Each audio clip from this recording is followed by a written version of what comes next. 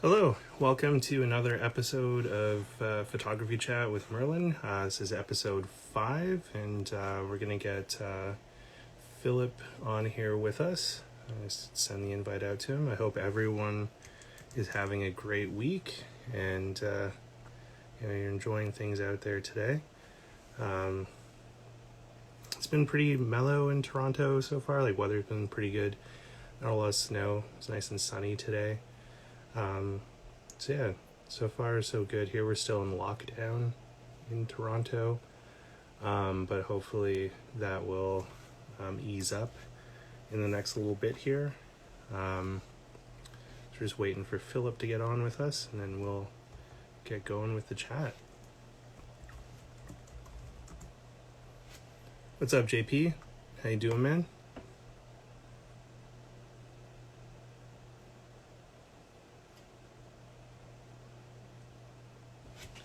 A sec.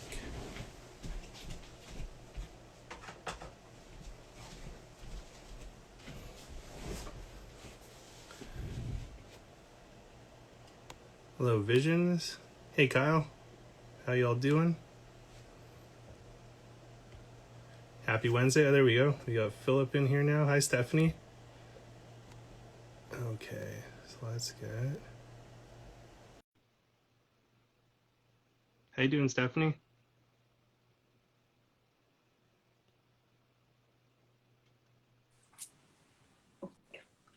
Hello, Philip. Hi, Merlin. How are you? Great. How are you doing?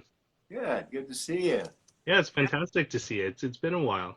It's been a long time. Yeah. How are things in San Clemente right now? Uh, let's see.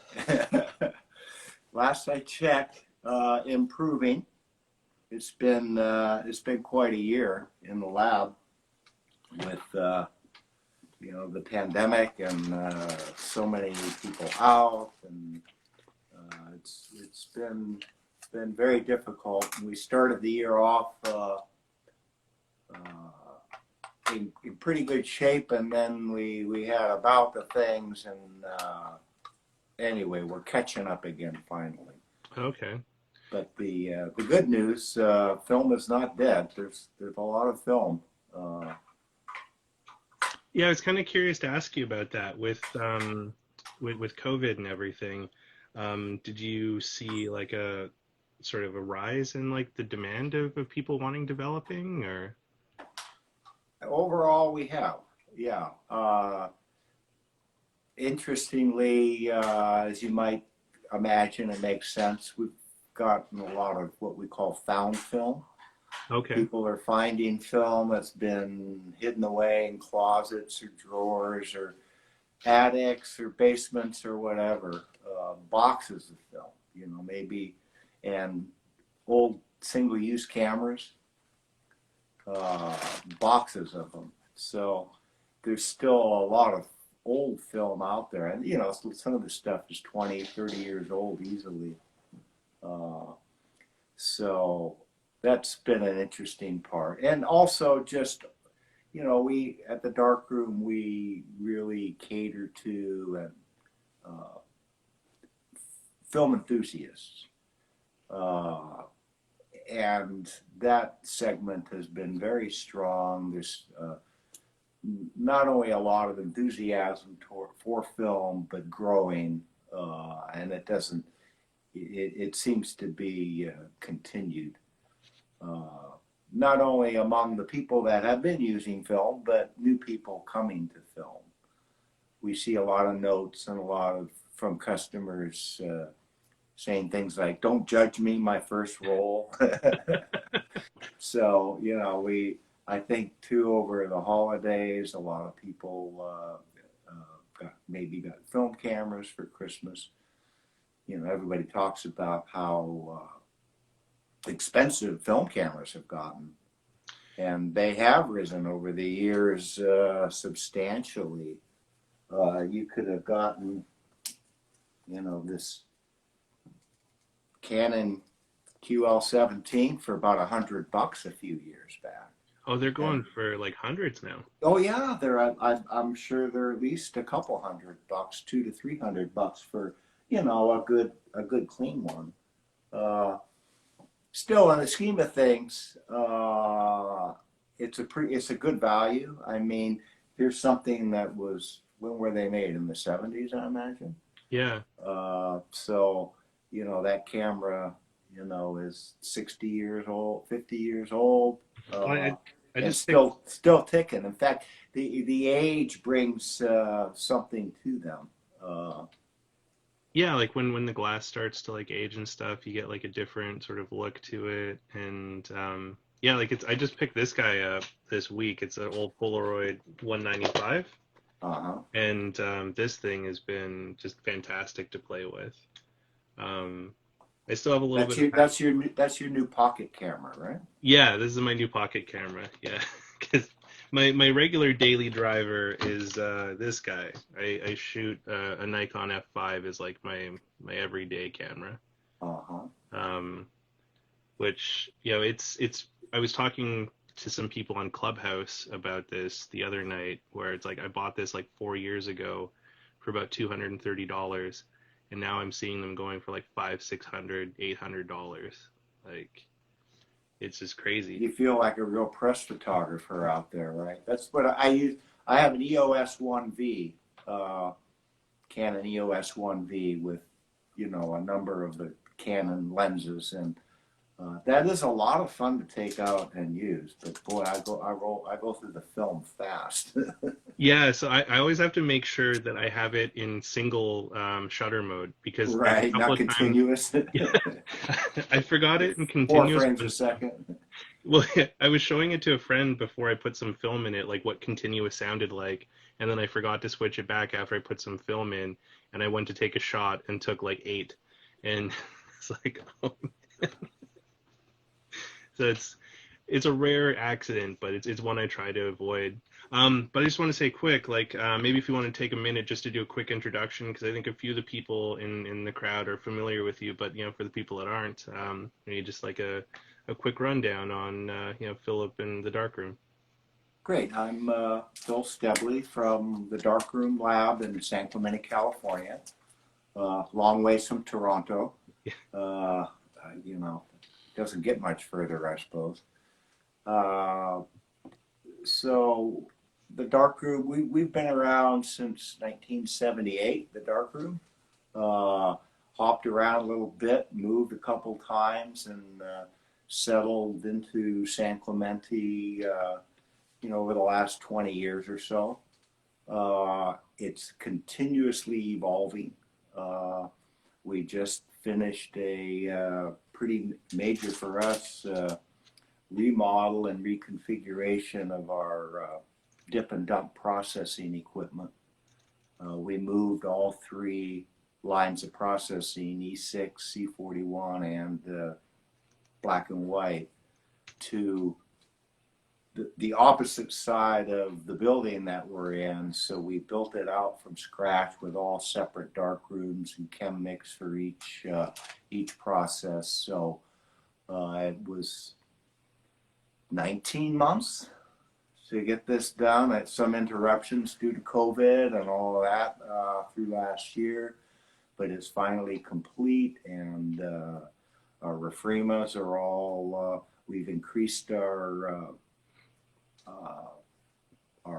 capabilities in terms of throughput, higher capacity equipment, and a much better physical environment, more space and accommodation for proper handling of film and keeping things well organized. Okay. So that's been the big recent change. We evolved from being in the 70s a walk-in pro lab in the San Francisco Bay Area to we evolved into a wholesale lab for camera stores, and we did camera store work throughout the Bay Area, San Francisco, Oakland, as well as throughout Southern California. So all of California, actually Nevada, and some into Oregon and Washington as well. So that was really our main business, was doing work for camera stores. And we had done a little bit of mail order work, and we continued to hone that. And then by the, you know, 2008, everything hit the fans, the whole economy tanked.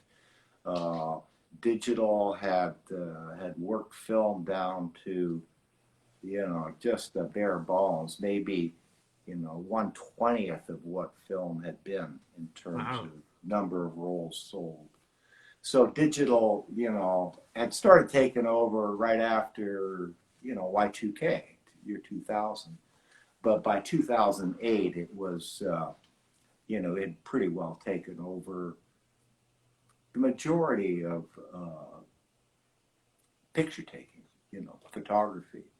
Of course, that's a little bit, before the iPhone and everything being done on, on an iPhone. But yeah, we hung in there, and through that period, of course, many camera stores closed. We used to service literally a couple hundred camera stores, and we still do some work for camera stores in the West, but maybe a couple dozen out of 200 that had previously uh, existed. So that landscape changed along with the lab landscape. Most labs closed because there just wasn't enough business to support and make the gears turn. Uh, Yeah.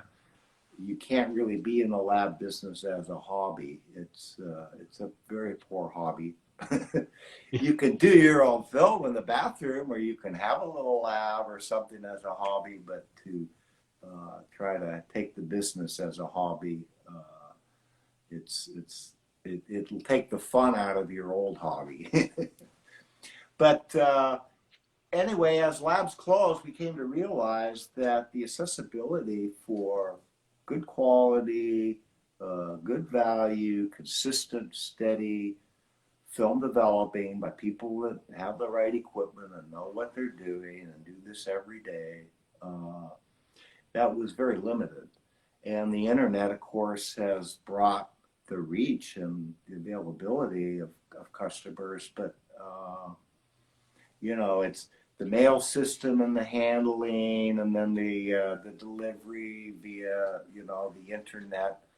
Uh, we've developed over the years a lot of proprietary systems within the darkroom for cropping your images, ordering prints or other services from your scanned images. Uh, the different types of scans that are available. Uh, so we went from maybe being 10% mail in and 90% wholesale to now we're 90% mail in and maybe 10% wholesale to camera stores. So that's probably over a 6-7 year period that transition's taken place. But it's worked out well, I think, for us and a lot of our customers. We have a lot of customers been with us a long time. They're accustomed to the cycle and the service. They know what to expect, how the whole system works.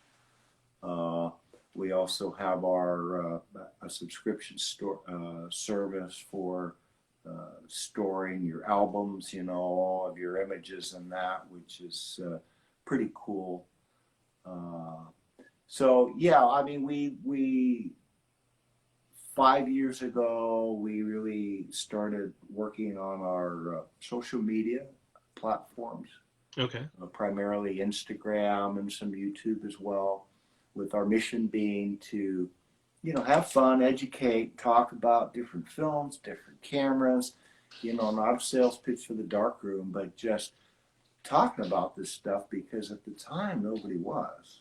There were a few folks out there, but not much. So it's nice to see over the last few years, in particular, the YouTubers, uh, Willem and Matt Day, and all of that, Joe Greer,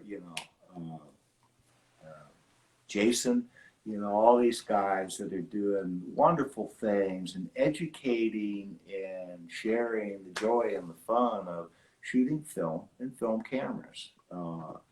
It's we used to me, 10 years ago, you used to have to explain, why film.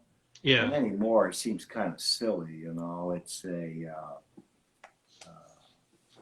know, it's a very tactile thing. It's a very personal thing.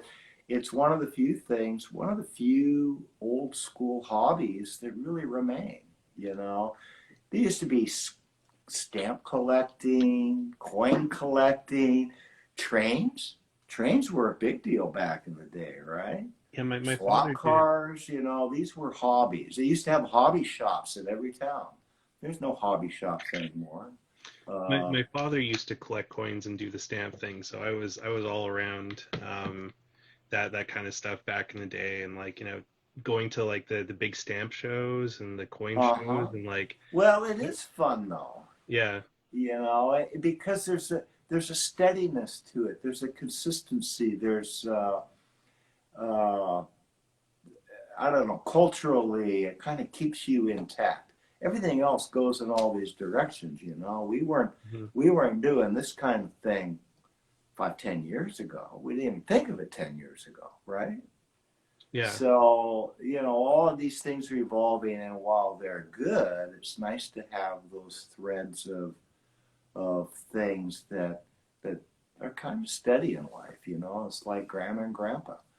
Uh, Well, and it's nice because like I find like for me, it's connecting to something different. Like it like using this old Polaroid camera that's like from like the 60s, 70s. Like it's wild to think that like this thing has been around far longer than me, and I can interact with it now and I can work with it to create things, and it still works just as well as it did, you know, 40, 50 years ago when it was like first created. It blows my mind to think about that thing, and I wonder this a lot with the cameras that I have under my care is like what did they see before I got them? Like, where have they been? Um, what event, like, what have they been party to in their existence? Like, have they lived in a drawer their whole life, or did they go out? Have they been around the world a couple of times? Like, there was a Mamiya press cam that I bought with a bunch of pack film, and the guy that I bought it from was from Australia, and he's like, as far as I know, I'm not sure what happened with the history before me, but he's like, with me, it's been around the world 3 times. And this focusing screen on the back here, I bought at a camera market in Japan, and like this lens, I picked up in like this other country here, and it was kind of cool to like hear the history of like what happened with that camera while he had it.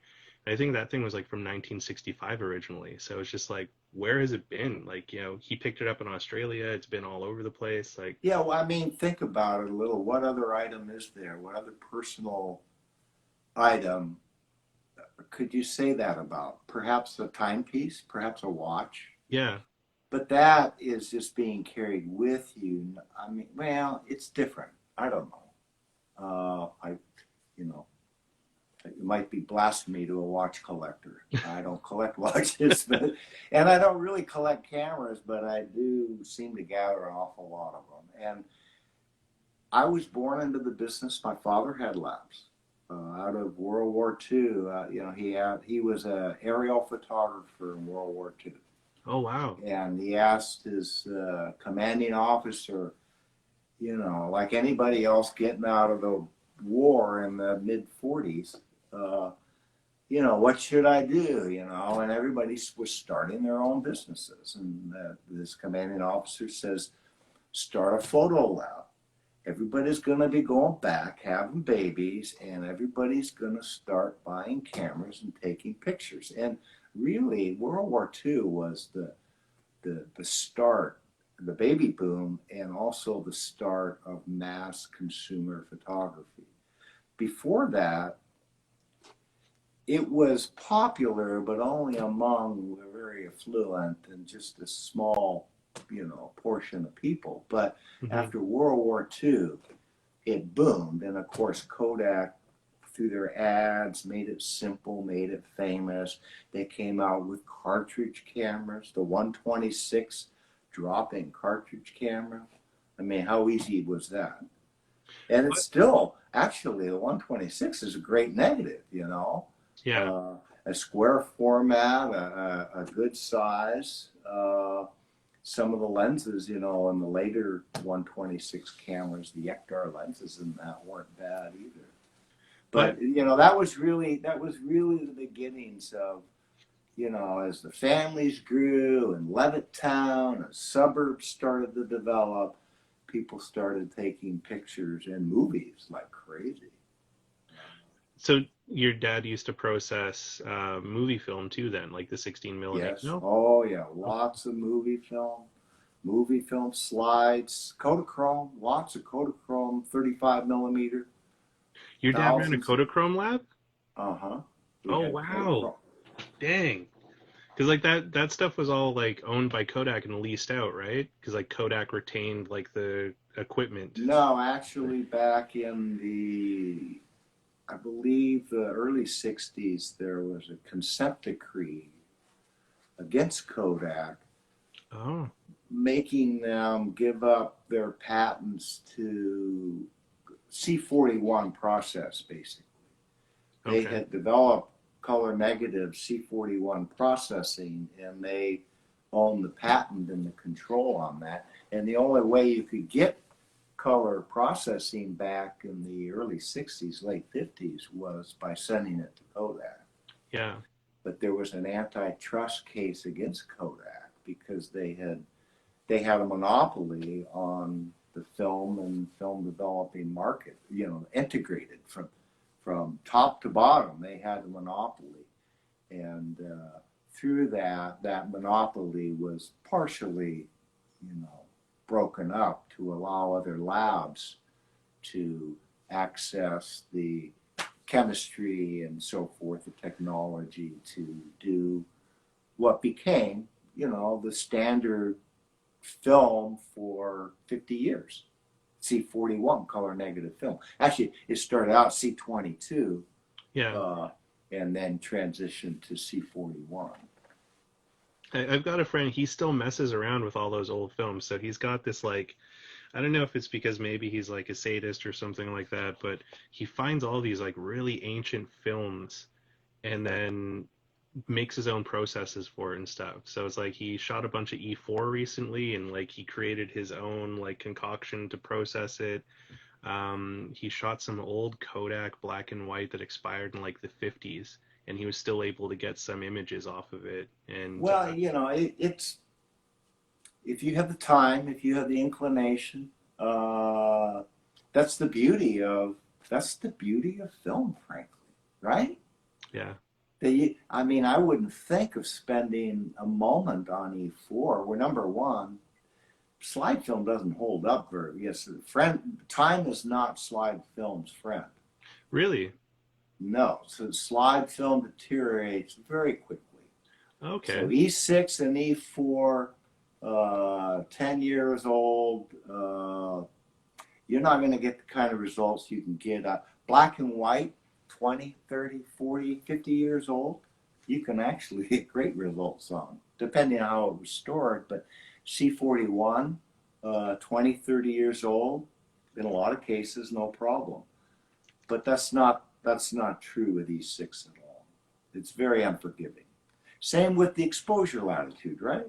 yeah, it's a If lot you more shoot frustrating. slide film, you got to be right on with your exposure. It is not, it's not a forgiving film. And No, then same with some of the pro films, they don't have the longevity and the stability of a lot of consumer films. Kodak Gold 200 is going to hold up much better over time than Portra 400H, Fuji 400H. so when you say hold up over time, are you saying like before it's shot? like it'll like you could keep it and like hang on Right. to it, or like Uh-huh. after it's been processed. No, before it's shot. After it's Okay. processed, it's all the same. Once it's Okay. processed, it's processed. Okay. And it's forever, we think. Yeah. Check back with me in Hopefully. 150 years. Well, it is interesting some of that stuff. So it's like one of my favorite films that I absolutely love to death, and I've got a small hoard of it because I just fell for it so hard. Is Agricome RS 1000. Uh-huh. And I've got a bunch of it that expired around like 1991 to like 1995, and it still shoots magnificently. Like I'm not sure how it was kept before I've got it, but like I keep it in the fridge now all the time, and every roll I've shot of it so far has been like, you know, rock solid and nothing weird about it.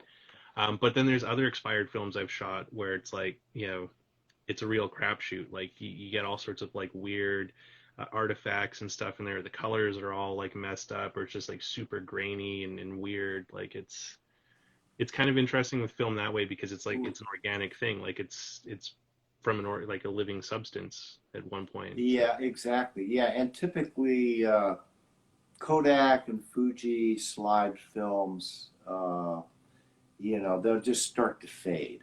They'll become very, very light, okay. looking extremely overexposed, depending on the time and the amount of heat that they were exposed to.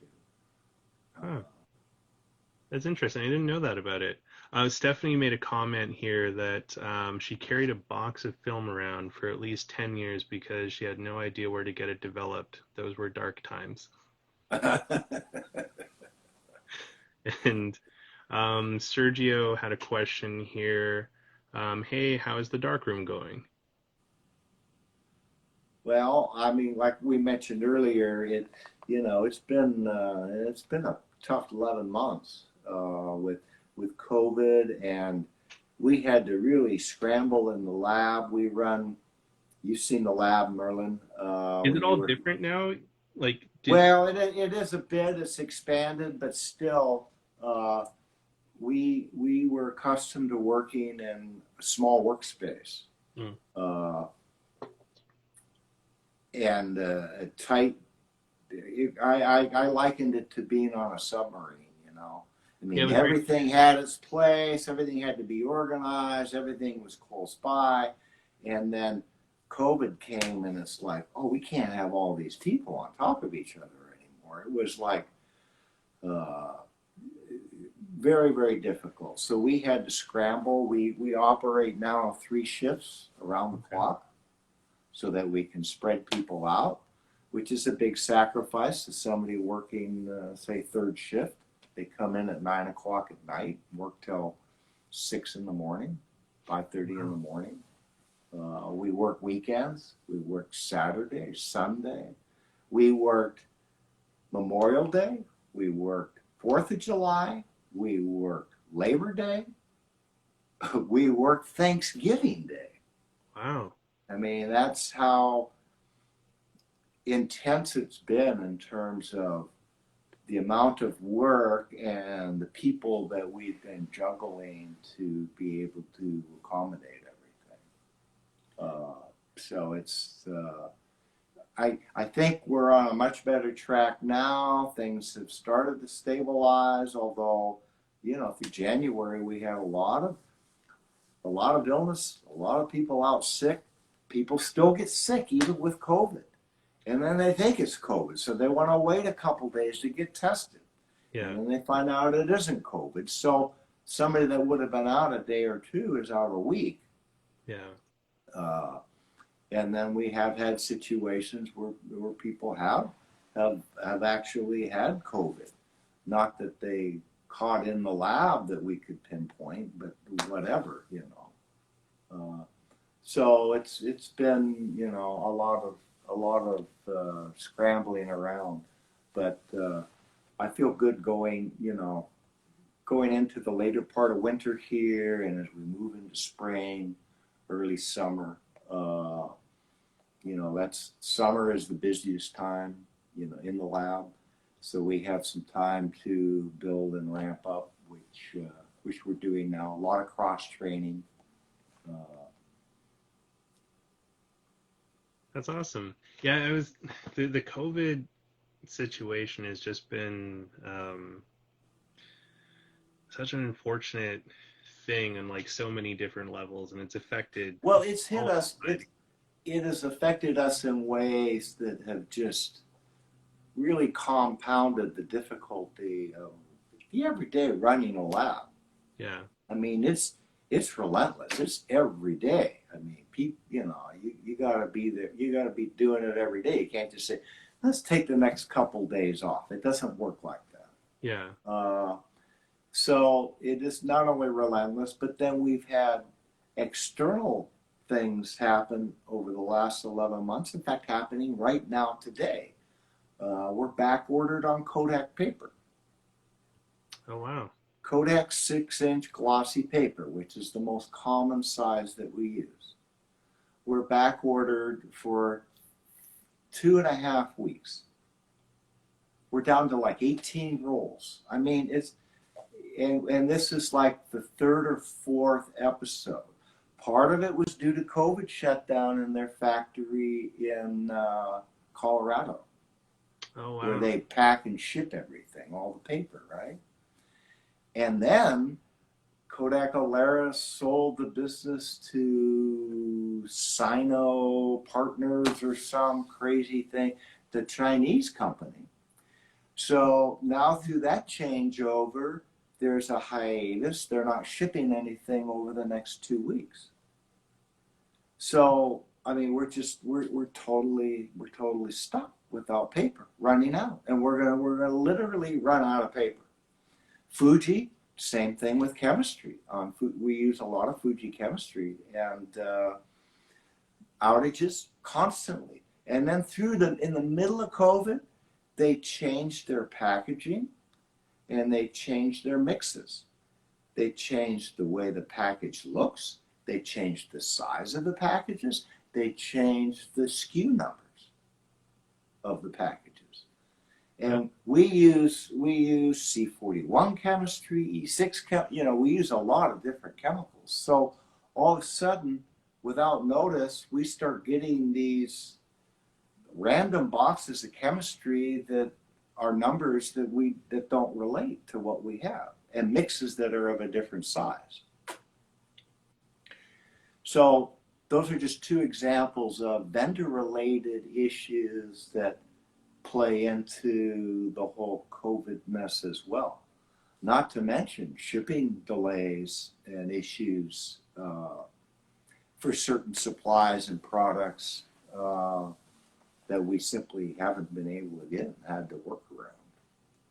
Yeah, because I know like the postal service has been having a lot of issues, through COVID and through the previous administration and stuff, and that's crazy about the chemical stuff because I remember when during the 2019 Padea, the tour there was just like, that place, the lab is mind blowing, and when you were showing us the dip dunk machines that you've got there, like I I can understand how that would probably be problematic because like you guys have like a certain formula, like you're used to that, um, what you were getting shipped previously. So now getting something different, like that's probably really throwing a wrench in the works for you guys.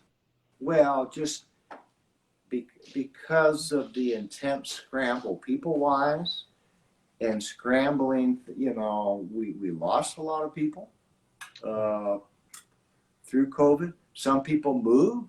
We had a really great example that was previously from Maryland. He moved back to be with his family. Uh, we had over 10 people that had one gal, great employee. She quit work to take care of her parents Mhm.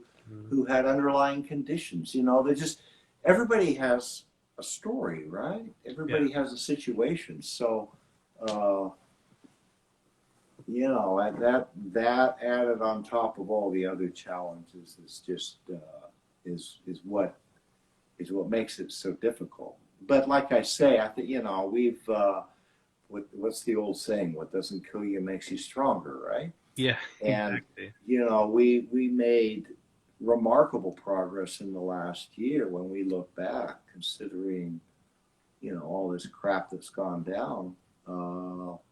But where we've gone and what we've done and accomplished in the lab and how we're set now, I think we have a lot to be proud of, and it will pay off as we go into the future now. Because I think film is going to stay very popular, and it's a big part of it we haven't talked about much is this what we're doing. It's called community, Yeah. and it's probably the most fun part of film is being able to share it with like-minded people that could be, I don't know, 3,000 miles apart. We must be, Yeah. you Yeah. know, and not see each other for it's been a couple years, Yeah.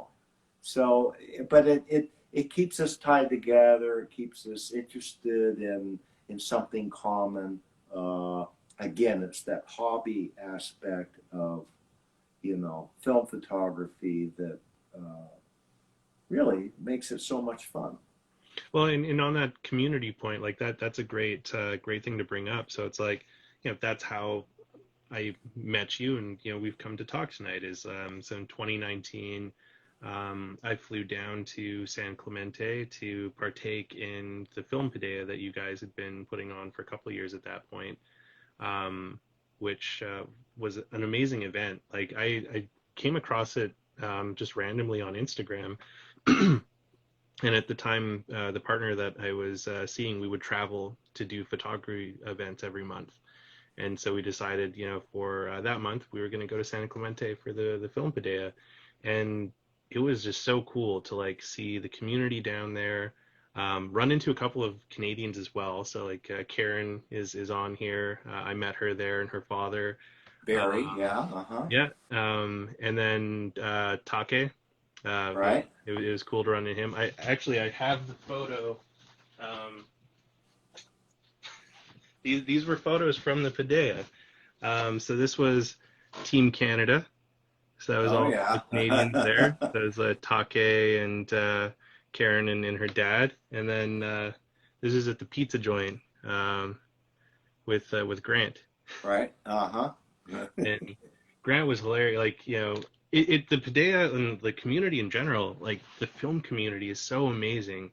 So a bunch of the guests I've had so far are people that I met through the Padea, or connections that I met at the Padea. Like Stephanie was another person that I'd met down there, and she's on tonight too, and she's going to be a guest next week, uh-huh. which will be kind of exciting. And like the film community has just been something that never ceases to amaze me.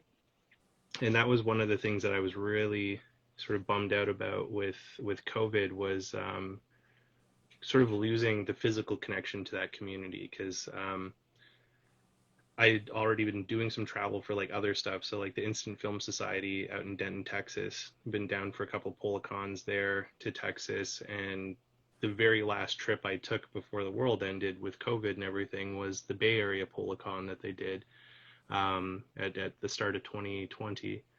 Um, I was kind of curious, like, you guys couldn't do the Padea last year for obvious reasons. Have you guys considered maybe doing like a virtual version this year? Because like the Instant Film Society tried doing a virtual Policon last year, and it actually went fairly well. Like we ran it on Zoom chats and things like that, and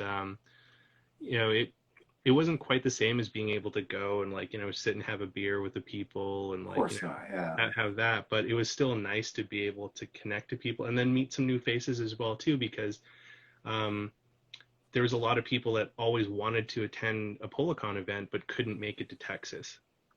And now because it was a virtual event, it opened up the whole world to be able to come in, and there was a lot of people that had heard of it and always wanted to attend that all of a sudden could. So it was kind of interesting that like that was like a positive that came out of a negative.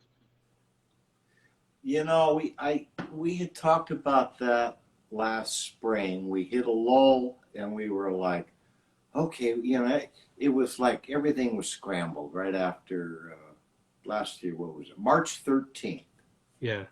Friday the 13th of March. I'll never forget. That's when the shit hit the fan at the Darkroom. that's when we talked to everybody. We had a group meeting outside, and everybody's eyes were blank. They didn't know what to think. Everybody was scared. People wanted to go home. It was like the world was ending, right? Yeah. Uh, so it's just been such a crazy process of climbing back, out of that and going through all these other things. We we've had a couple of false starts trying to plan events. We wanted to plan. We were working with KEH in Atlanta, KEH Camera. Yeah. Great friends and great people, great business. We were going to do a Paideia jointly down in Atlanta last April. And we were well on the way of planning it. We had dates selected and everything else. And then this COVID thing started creeping in January, and we kept talking about it and say, well, let's just keep planning. We don't know how this is going to play out. We'll just keep, working toward that, but we won't make any announcements. And, sure enough, as each week progressed, it got worse and worse. So we disbanded our plans for doing that in Atlanta in conjunction with KEH. And then we had hoped, okay, well then we have to scrap that. Then maybe in the fall we'll do one again at the Darkroom. We'll do one in San Clemente. The weather's great, and it works out well. And then obviously as time kept going on, like that's not going to happen either. We can't plan on that, lock in a venue, and really work toward those dates, which Yeah. obviously this fall would have been too soon. So now we're playing again. We're talking with KEH, and we're kind of scheming. Maybe we could do something in New York in April. Well, April's coming up pretty fast, and April's probably, again, that it may be just too ambitious. So, this is a long story, Merlin, but hopefully the fall of 2021, we're going to have a really nice Paideia. And what our intention, our plan and hope is to, once we get through all this, is to do a couple or three a year in different locales. Do one back east, do one in the south, do one in the west, move them around a little bit and bring the film community together and open up more opportunities for, film photographers to come that can't travel across the country or a long ways to be able to make it to one of the events. Well, if you ever want to do one in Canada, I'd be happy to help with that. That'd be a lot of fun. No, like if COVID does continue to sort of balloon out into something unmanageable, have you guys like entertained or thought about an idea of like doing a virtual event, or you want to be able to just do it when you we had talked about it and picked it up, but frankly, we've been so scrambled and so busy. It's just hard to focus on doing that and how that would look. It takes some resources to do that. Yeah. And I don't know. I certainly wouldn't rule it out. And some of that too should be incorporated into a live Paideia. Yeah. To be able to allow people that can't make it to the venue to be able to participate remotely.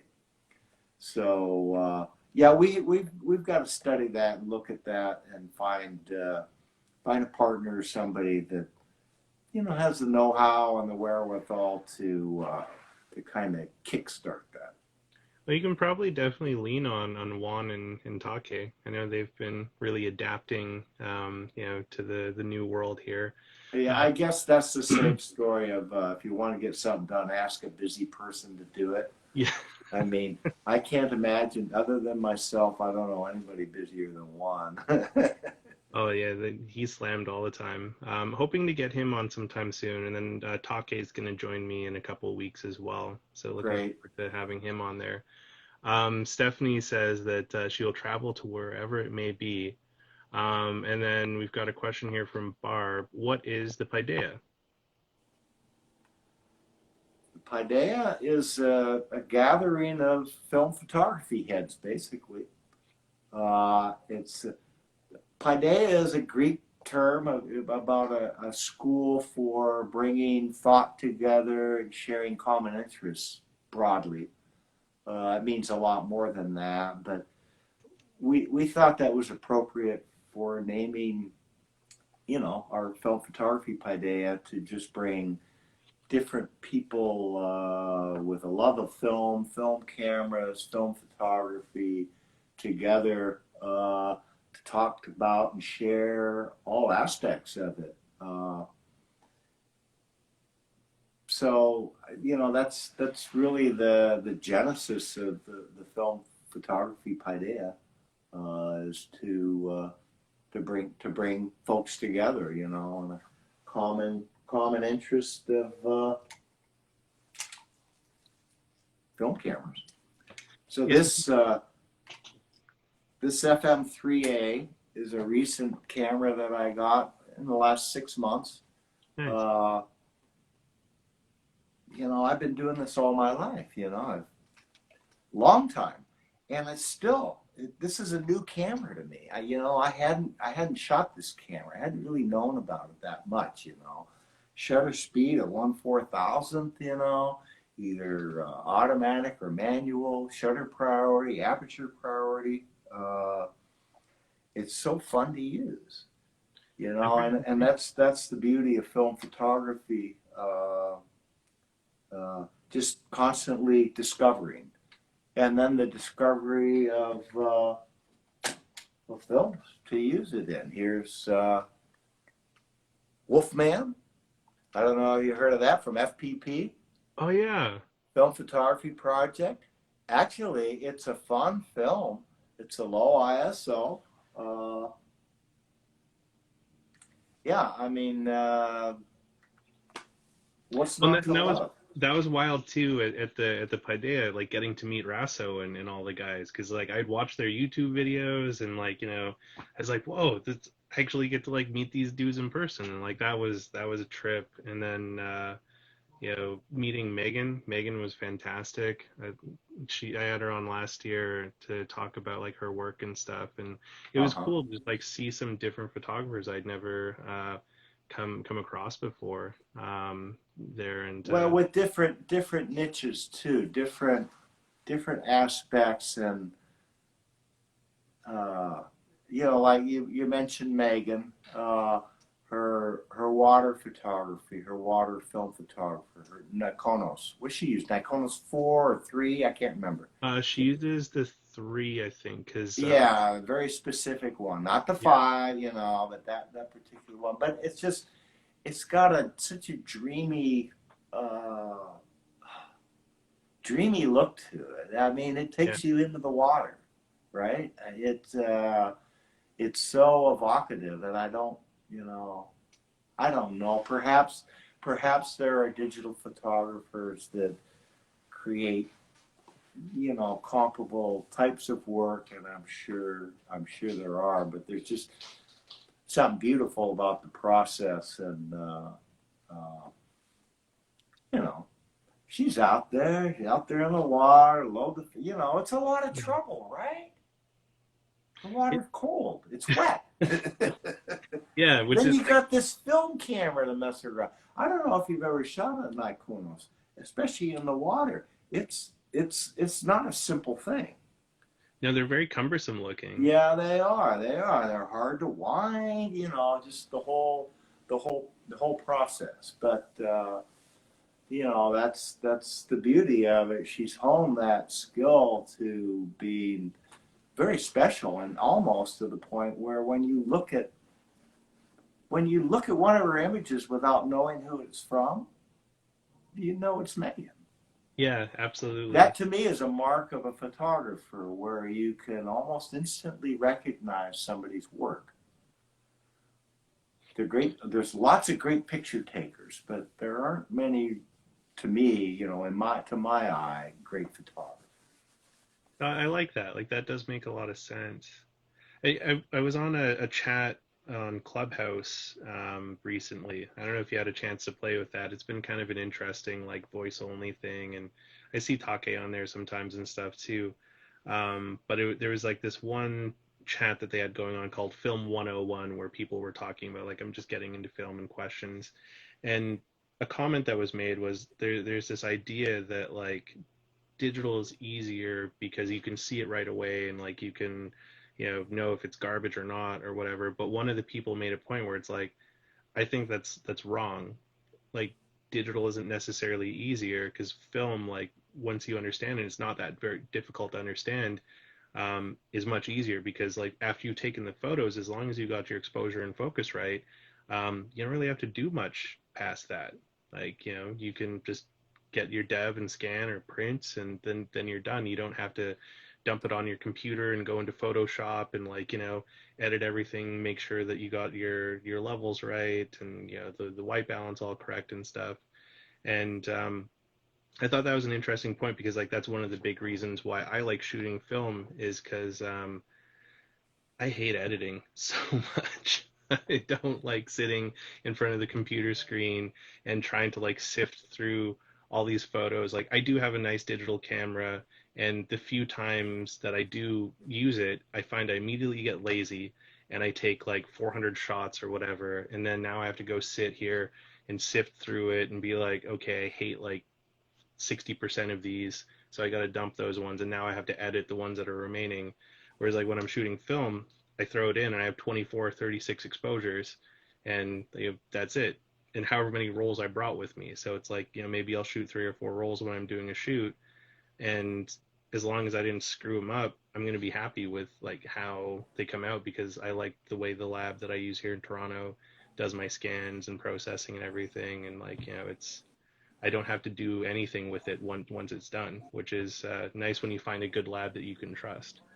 Um, which is, Well, digital, I have an analogy. It's a little oversimplified maybe, but to me, shooting digital is, if you compare it to like Christmas presents, to me, digital because the tendency is to look at it immediately. You've kind of let the air out of the pleasure of that image. mm-hmm. You've seen it, so when you go back to see it again, that visualization is diluted, sort of. And I use the analogy. It's like wrap. It would be like, to me, digital is like wrapping Christmas presents in Saran wrap, where you can already see what's in there, but you're waiting for Christmas. I mean, it just doesn't have. It's not as fun to me. And I have film. I bet I have 15 to 20 rolls of film sitting on my desk right now, going back to October, up to the last week, of rolls of film, 120, 35, E6, black and white, you name it, the whole rainbow, everything. Just sitting there waiting to process. And part of it is I just haven't gotten around to doing it. And part of it is I like to give some space between shooting it and then getting the results. Uh, in fact, it seems sometimes the longer the space, the more pleasure I get out of seeing those images then. Anyway, it's just everybody has their own, you know, their own process, their own way of doing it, and nobody's right, nobody's wrong, and that's the beauty of it. You can use it however you want, and I'm sure you could if you wanted. I mean, Leica makes a digital camera without a viewer, right? Yeah, yeah.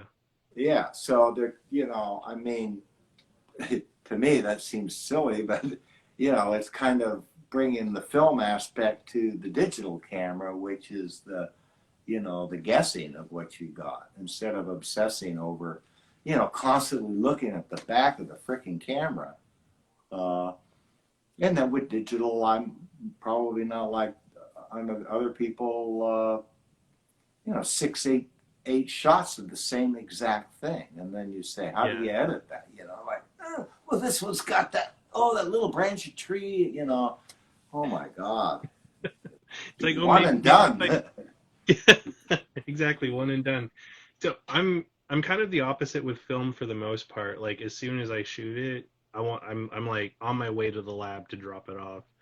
Um, but that being said, I do have two rolls of Agfa Scala reversal that have been sitting in my film fridge for like almost 2 years now, to the point I can't even remember what the hell I've shot on them. But Jason Lee recommended trying this film and then sending it to DR5 to get it processed because like he has this magical process that makes the Scala sing, and I just have not gotten around to sending him down to him, or like when I'm ready to send it, he's not doing a run yet, so it's like I'm waiting for the next Yeah, run. I think you might check. I think he's doing one now, so you either better do it now or next year. I think it's gonna end up being next year because I think I just missed it. So I'm kind of curious because like it'll probably be like 2 or 3 years before I actually see the pictures from those rolls that I shot, and so I'm kind of like I can't even recall what is on them now at this point, or like where I even was when I shot them, or what camera I used. It's been so long I can't remember any of that now. It's kind of a magical thing, and I also really kind of dig like when we were allowed to go out and shop a little more freely, searching for old cameras at like thrift stores and stuff like that. I loved finding ones that still had film in them. Because if there was still a few shots left, I finished the roll off and drop it off, or if like if it was like already done, I drop it off, and it was always kind of interesting to like see um, those people's pictures. Yeah, I think any more thrift store searching for cameras is probably kind of futile. Yeah, I I think there are a lot of people out there aware and checking it. And of course, eBay makes it easy for anybody to check. You can look at the model of the camera and plug it in there and get an idea if it's worth anything. Uh, but it's still fun, treasure hunts, and uh, sometimes if I go on a road trip, like I recently went to Southwest Colorado, there's some cool little thrift stores there and that where they got old brownies and box cameras. Every once in a while, I'll find something to pick up. It's a lot of fun. yeah, I like messing with like point and shoots every now and then. So it's like I've picked up a couple of neat point and shoots, and I usually end up just giving them away to people like after I shoot a roll through them. And but you're right. Like I have noticed, even pre-COVID, it was getting harder to like track things down. And I think part of that is there's a lot more interest in film now, and like there's all these young creators that are making like YouTube content and Instagram content, and getting people all excited about shooting film. So that's definitely driving up the interest in all this, which I feel is like a good and kind of bad thing because like I'm not excited that I have to pay more for things that were a lot cheaper a couple of years ago, but it's also exciting that like people are funneling money into this industry so that hopefully Kodak will continue to produce things, Lomography will continue to produce things, FPP will still be able to do their thing, the Cinestill gents can still do their thing, and it's cool to see that kind of growth that's been going on. No, it is fun to see people new or come to film that hadn't previously been film shooters. Of course, mostly young people, right? Yeah, Lots of young people. I live here in San Clemente near the pier, and about a month ago, I was walking my dog back from the pier to the house, and I saw a couple kids, and I noticed right away they had film cameras. And then I realized there were about 8 or 10 of these kids. I call them kids, young people, all with film cameras. So I stopped. I said, "Hey, what are you shooting?" And they started talking to me a little bit, and I introduced myself. I said, "I'm from the darkroom," and they were like, "You from the darkroom? Oh man!"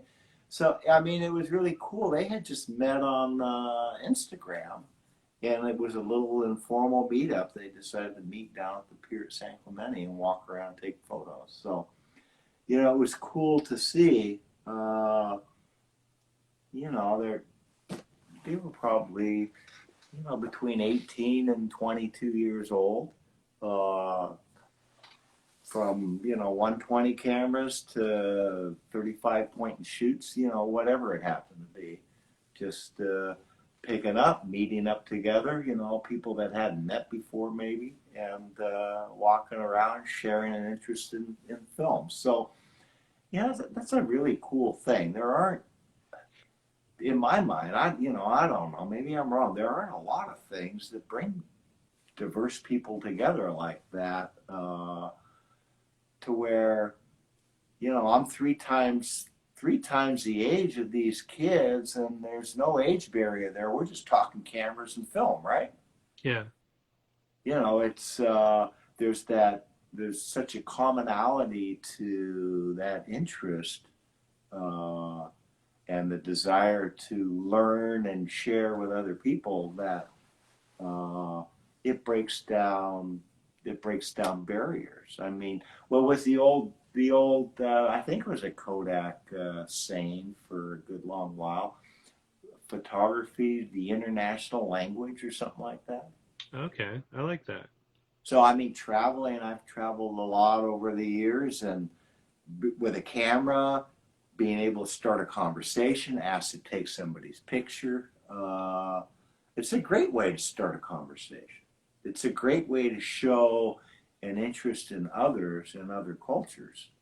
Uh, sometimes people may not want their photo taken, and that's okay. But from my experience, it's a real door opener to communicating with others.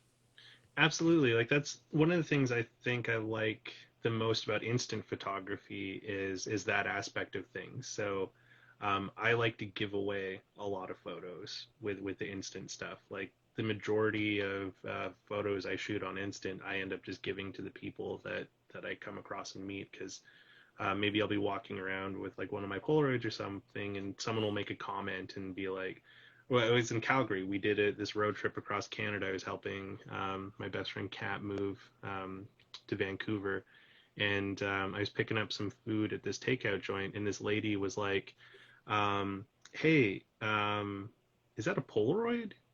Because I had an SLR 680 around my neck, and she's like, "I haven't seen one of those like since I was a kid. Like, whoa!" And I was like, do you want a picture? She's like, no, like that'd be a waste. And I'm like, no, like you get to keep one. Like that's like this is for you. Like this isn't a picture for me. This is like, do you? And she's like, really? You want to give me a photo?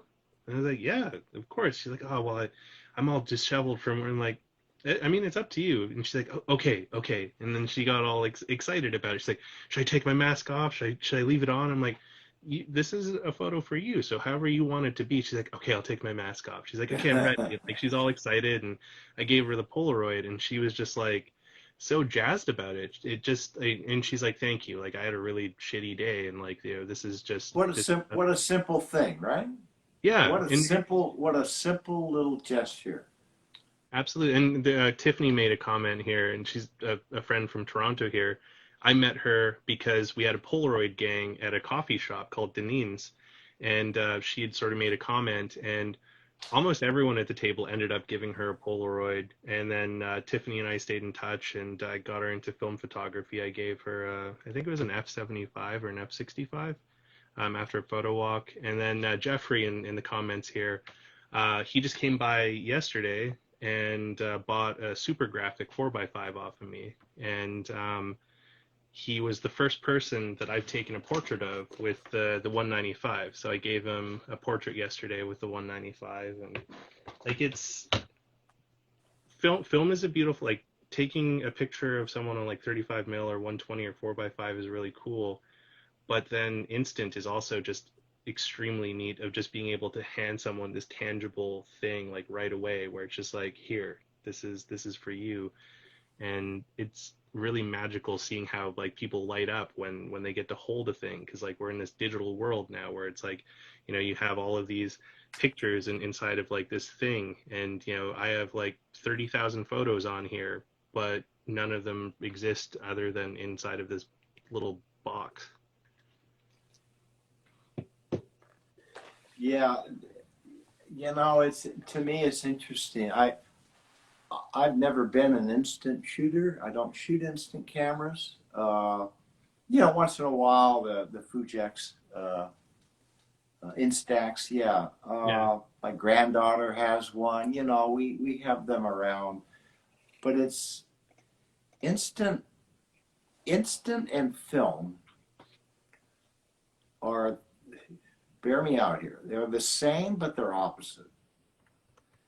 They're the same because there's an anticipation to seeing that image, and instant of course comes instantly, but it isn't really instantly. It takes a second, right? Yeah.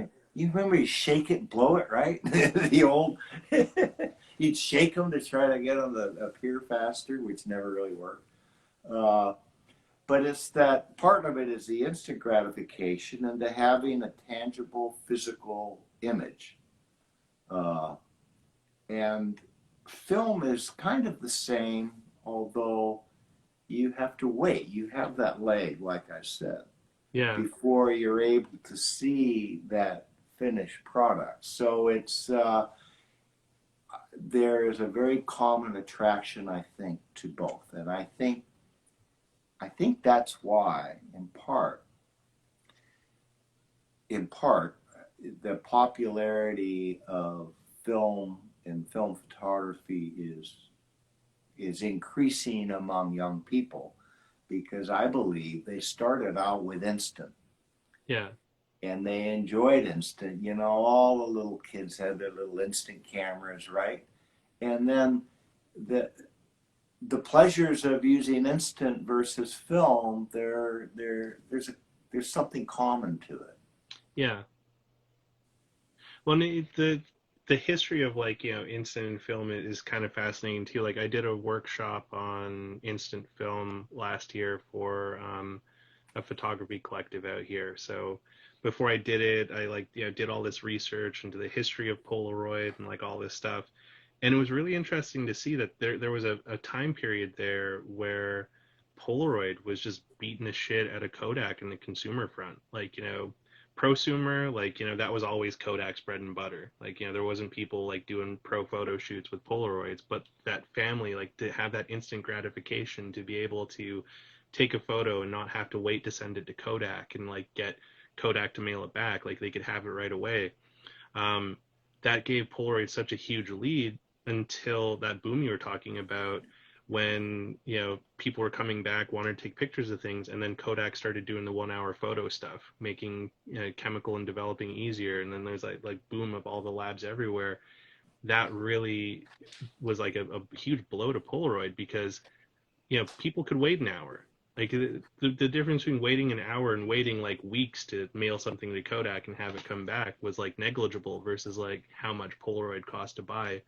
Um, so it was kind of interesting learning that history, where it's like Polaroid rose to this huge prominence, and then Kodak kind of like cut them at the knees by like developing 1 hour photo labs, and that sort of like took some of the wind out of their sails. No, that's kind of, I know you're Canadian, but that's kind of the American way, right? We keep grinding down things to make it faster, cheaper, and then ultimately worse. No, it's a race to the bottom. No, it is. It is. No, I'm sorry. Like that's kind of the best thing I've heard there. It's like faster, cheaper, and then ultimately. I mean, it is, and it's it just we tend to do that with everything until a certain segment of people get smart and realize, this is not a good path. Yeah. This is not. sustainable. You know, this doesn't make sense. So, uh, you know, people come back in their own way and do things. But again, that you know, I enjoyed being able to be with you this evening Yeah, uh, absolutely. It was great and chatting talk with you. about cameras and film. I this is this is probably my favorite camera. I keep in my little ice chest here, very What's that? nondescript. What's This that is one? my it's a bag in a bag, Okay. and then I've got some lenses down in the bottom of it. But this is my X Pan, Oh, uh, wow. which is probably this has been my favorite camera for 20 years. Those are beautiful. I bought this X Pan to go on a trip to South America back in 2001, Okay. and I had just left Kodak. I worked for many years for Kodak Processing Labs uh, before rejoining and getting the darkroom going. And I realized after I bought it, this camera is a tank. It's really heavy, and I ended up I didn't take it. Okay. So I spent this fortune on this brand new camera, and then the last minute I didn't take it. I took my EOS 1B instead. It shot Which is also Kodachrome on okay. that trip. Oh, wow. Uh, but even though I didn't take it on that trip, it is by far my favorite camera, and any trip I go on now, I pretty much take that camera. I really enjoy it. I really love the format and just the uh, I don't know, the solid build of it. It's built like a Leica kind of, you know. Yeah. So, what's your favorite film camera, Merlin? Oh, it's kind of a tough one. So, um, for 35 mil, my favorite one is been like the F5. Um, and it was like it was a camera that I always felt was out of my reach. Like it was kind of funny when I got into film. Like I've only been shooting film for about 3.5 years now. Um, and when I got into it, the first film camera I ended up buying was an F80 because I'd always wanted an F80 because my first digital SLR was a Nikon D70, and at that time when the D70 was new, the F80 was like the closest film equivalent to that camera. So I was like, oh, I always wanted that, but I could never get it. So I found one super cheap on Craigslist out here, picked it up, and I was like, I'm happy, I'm set. And then an F100 came up for pretty cheap, and I was like, oh man, like I never thought I would ever get an F100, and so then I got an F100. And then shortly after I got the F100, this F5 came up for like super cheap, and I was like, this one was like unobtainium to me. Like, I never thought in my wildest dreams I would like, truck around with You an got F5. you got serious gas issue there, Merlin. Yeah, I do. But so then there's like a flip side to it where I buy all these cameras, but then I end up giving away most of them to people. Because I like getting people excited. Like I like sharing the excitement that I have. So I can't even remember how many F80s and F75s and F65s I've bought to just literally give to people to get them going on film. Um, but yeah, the F5 is definitely like probably my favorite 35 mil. Um, my favorite camera out of all of them, it's a toss up between the SLR 680 and my Wista 4x5. I really Uh-huh. love shooting with the 4x5. It's it's like a ritual almost, like shooting with that camera. Like so, Oh, right. Uh-huh. I kind of enjoy the ritual that comes with that camera, and but you know, out of all of them though, I think the one camera that I could never ever ever ever get rid of is a Canon AE1. Um, and it was an AE1 that belonged to my mother. and my dad gave it to her as an anniversary gift 2 years before I was born. And all of my childhood photos were taken with that camera. And as far as I know, it's never been CLA'd, and it still shoots to this day, no problem. Well, why would you fix something that isn't broken, right? Absolutely. Like the thing is, it's I every once in a while I'll take it out and throw a roll of film through it, and as much as I love all of these other cameras I've picked up, that one I always feel excited using it. Like it's just it makes me feel like the first time I picked up a camera and like ran my first roll. Every time I pick up that AE1, like it's that feeling again. And I even bought like a nicer lens for it. Like I found a 51.4 SSC to put on it, which is beautiful glass. But I ended up stopping using it and just went back to the 51.8 that like my mom used on it for ages, and just it felt better that way. Like even though the other glass was nicer, like it just felt better using it with the original thing. And it's kind of interesting, like the tangible connection you get with like film cameras and like the medium and all of that. Like I don't know if people would ever feel that way about like other devices or things like that. Like I'm never gonna feel that way about my iPhone or my digital camera or like anything. No, I find that hard to believe about something that is electronic or digital or a machine type of. Well, I don't know. People fall in love with their cars, right? Those are machines. But yeah, I find that hard to imagine becoming connected to, something like an old cell phone. Yeah, Yeah, the closest thing maybe to the cameras would be old typewriters. And some people collect them, I think, but the problem with typewriters is they're big and heavy, right? they are. Tom Hanks They typewriter. take up a lot of space, and it's funny. We still have customers. We get typewritten letters. It's hilarious. Really? Yeah. Huh. Yeah, typewriters and watches, I think. So it's like you mentioned watches earlier, and like I've noticed that there is an interesting sort of crossover where a lot of people that are really into analog photography also are really into watches and things like that.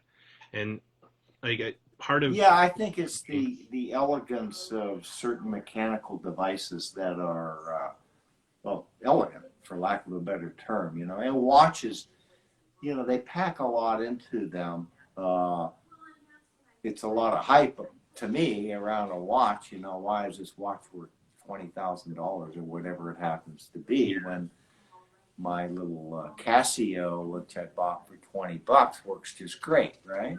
They well, both keep perfect time. I think like Uh, when you get into those ones, they don't even call them watches anymore. They call them complications because of yes, timepieces, yeah, complications, right? How many complications does it have? yeah. And So, Hayden makes a it's comment. just Oh, sorry. going down that rabbit hole of of whatever. Uh, and some people do that with cameras in terms of collecting, but I think our community is much more of shooting, using, moving on, trying different things, experimental. It covers the gambit.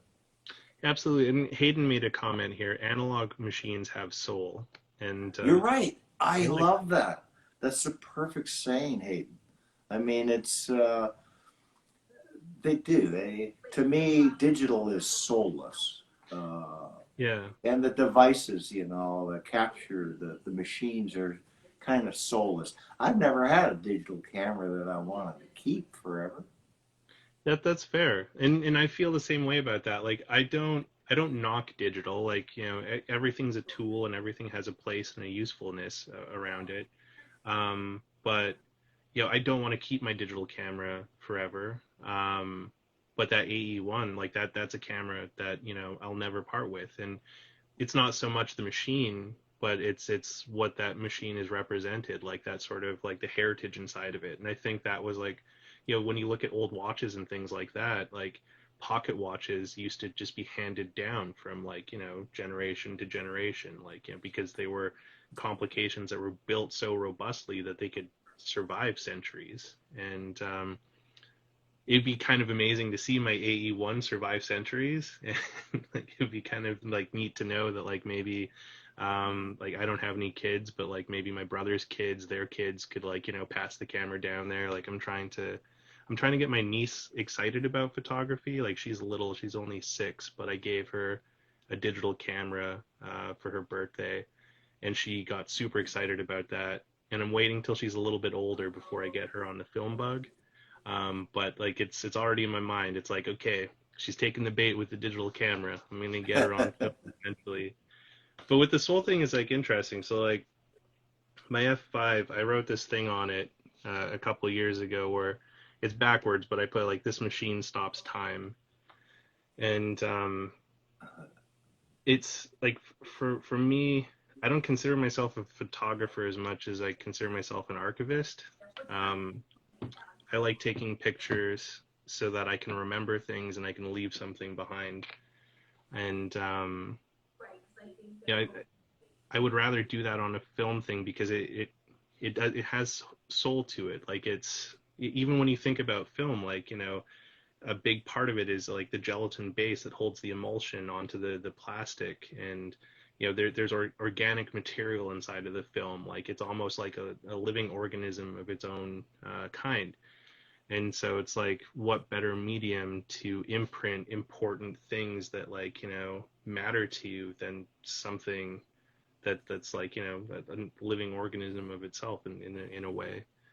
Um, it just, yeah, they have more feeling to them. And like, sure, you can use filters and things like that to like sort of add grain and like add these things to it, but like you can usually feel that it's off. And um, doing darkroom prints that's a magical experience too. Like I saw a dude that he found a way to do darkroom prints of digital images by printing them onto this like special negative sheet that you can order from Japan on like a high quality printer, and you can actually make negatives that you can then print like normally. Which I was like, that seems like a lot of effort when you could just throw some film Well, in. that comes down to sometimes, Merlin. Just because you can doesn't mean you should. Yeah, absolutely.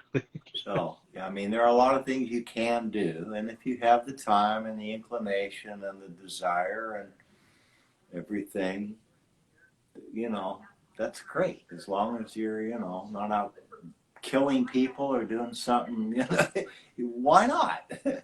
Yeah, exactly. uh, that's the beauty of photography and film photography. There really aren't any bounds. Uh, I mean, a lot of my own film, what I shoot, like the 13 rolls I got piled up on my desk, it's not, it's probably likely I'll be the only one that ever sees those images. I shoot mostly for myself, for my own pleasure and enjoyment, the way I would read a book, and not necessarily talk to you or anybody else about the book, but just personally, you know, hoard that within my own. Well, I think like that's a great thing you bring up there. I think that's a very important thing to have, is just doing something for you. Like you look at how a lot of well, our society is structured right now, where there's a sort of like instant gratification of like putting something on social media and getting all of these like immediate likes about it, and like that's what drives a lot of people to like use these mediums and like create things. um but that can be unhealthy sometimes. Like I think it's very important to just do things for you. Like I have a similar thing where there's rolls of film, there's images that I've created that I'll be the only person that sees, or there'll be like very few people that will see it, because it's not for everyone. Like that, it's just for me. Like that's what most of my photos are is stuff for me. Like I carry my camera with me everywhere I go. Like, when we were allowed to go into offices and stuff like that, it would come with me to work. Like I work for Dell Technologies. Um, and it was always kind of funny. Like people would be like, okay, there's this like fancy IT guy that's here to talk to us about future technologies. Why does he have a film camera with him? Like it was It's kind of funny. I know a lot of people in technology that are exactly the same. That love film yeah. photography and film cameras, and it makes sense. I mean, if you're into technology, how things work and everything, just the pure mechanical beauty of a camera, they're pretty remarkable. They're pretty amazing.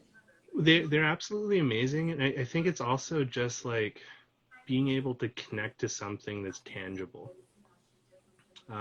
So I had like one of the first bosses I had when I got into startups quite a few years back told me the importance of finding a tangible outlet. And I didn't understand it when he told it to me. Like it took me like almost 6 years to sort of let his message percolate in my mind where I was like, oh shit, that's what Rex meant by this. Like it was several years after he had like given me this message, but he was like, the basic gist was find something tangible to do that's not work before you make a Jackson Pollock out of the back of your head in your apartment one night.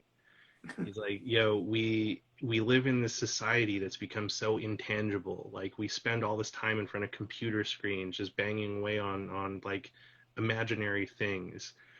We don't touch and work with our hands as much as we used to, and that's dangerous for humans because we're social creatures. We're organisms that like need to be able to like invest time into something and then pick it up and be like, I made this. Like I spent the last 12 hours like, making this thing, and now I can pick it up and feel good about it. And he's like, if you can't find that, then you're going to go crazy and you're going to break. And so find a tangible outlet. And that's, I ended up realizing that, for me, film photography is that tangible outlet. Like it's a thing I could feel and touch and I can pour myself into that's not work. And I can create things that make myself feel good and make others feel good. And yeah, I think that's why a lot of tech people get pulled into it because it's like not only tech people, just but people in general and in the world we're living in right now, I think feel this like lacking of tangible things. And I think that's what draws people into this. Just even like subconsciously, like we don't realize that this is why we're being drawn into it. But like having something where you can work with your hands and create something that isn't in front of a computer screen.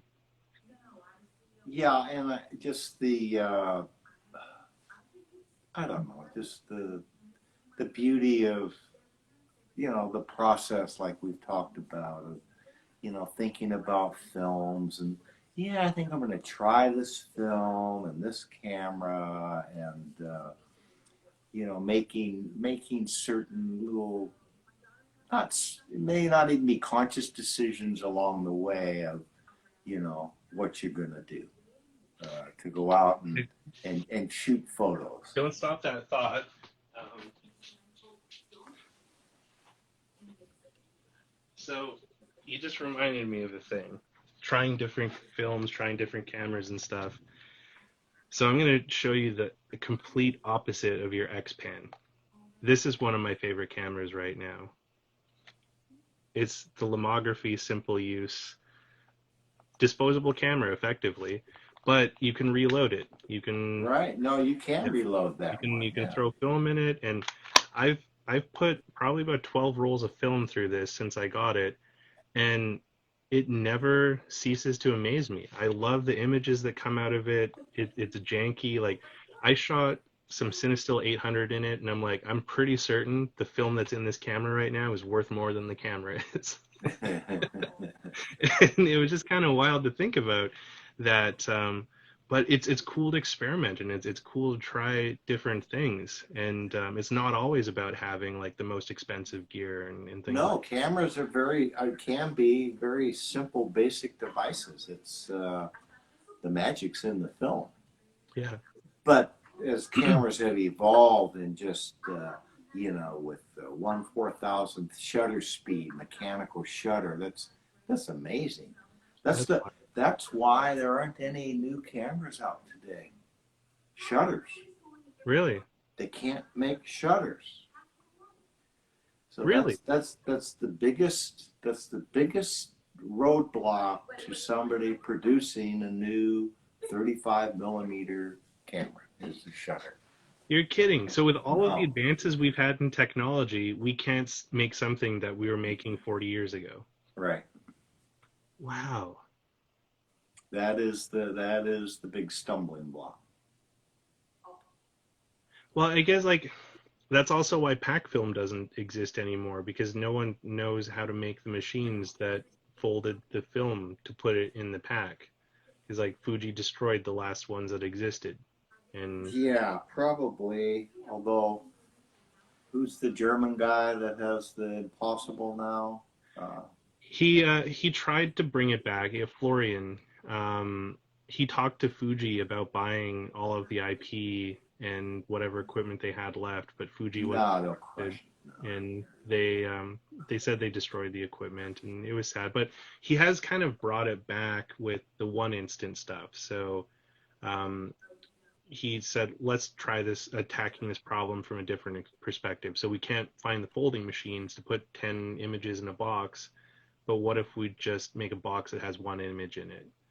And so that's where the one instant stuff has come from. And I have no problem paying a little bit more to still experience like this camera that I have here to be able to shoot something that should have like been extinct long ago. Like it's definitely a nice privilege to be able to do that. But it's also cool. There's so many different stocks out there. Like you were showing the FPP stuff out there, and um, it would probably behoove me if I don't ask you this question because someone will probably bug me about it later. But what are some of your favorite film stocks? Oh, my favorite. I do like Ektar. A lot of people don't, but I live in the West and I travel to the Southwest a lot. And with my X-Pan landscape photography, that's a very fun film. I shoot a lot of slide film, uh, Provia, Velvia, and Ektachrome 100. Uh, I don't shoot a ton of black and white. Okay. Uh, Portra 400, of course. Uh, I like the Lomo films. I like the purple. I like the Metropolis. Uh, I like basically all of the Lomo films. Lomo 800 is a wonderful film. Yeah, Uh, I've not tried it yet, but I've heard great things. yeah, it's hit and miss being able to get it. Lomo films are great value. Yeah, they are. I've been Uh, shooting a lot of Lomo 400, and I honestly can't see a huge difference when I'm comparing photos I've taken on Lomo 400 and Portra 400. Like it's been hard to tell on some of them. well, maybe if you overexpose and do those woozy wedding type shots, then you'll notice. So. Yeah, probably. Yeah, but for how I shoot, I have not really noticed a huge difference other than I save a ton of money. Like it's almost $5 a roll between. Kodak Gold 200 is a great film. Kodak Gold 200 is a great one. I do love the Metropolis though. Like, that you mentioned that one, and that's a cool film to play with. The Rolly Crossbird had a similar look to the Metropolis too.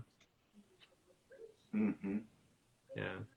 I mean, that's like such a cool thing with film though, is like, having access to all these different stocks that have all these different looks and stuff. No, it is. Yeah, it adds that dimension to it. Yeah. I really appreciate you, spending some time with me tonight and, sharing some of your stories and No, enjoyable to be able to hook up. I've enjoyed being able to chat with you, Merlin. definitely. Well, it's we went a little over time here, so I'll let you get on with your evening. But thanks again, Phil, and hopefully we get to see each other in a not so distant future at a Padea. Yeah, keep posted. We'll hopefully, we'll do something in the fall. It's probably pushing things to try to think of doing something, before then. It's gonna be chaotic, and I'm sure it's gonna be busy too. Uh, people are gonna want to get out and about, so it's looking forward to getting through all this stuff. It'll be nice. And then next week I've got Stephanie joining me, who is someone awesome that I met at the film Paideia there. So looking forward. Yeah, that's a neighbor of mine from San Diego, right? Yeah, she's Yeah. amazing. Uh-huh.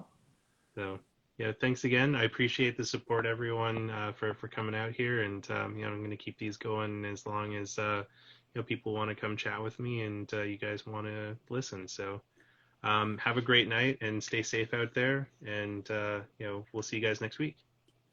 Thanks, guys. Bye-bye. Thanks, Merlin. Take care, Phil. Take care. Bye. Bye bye.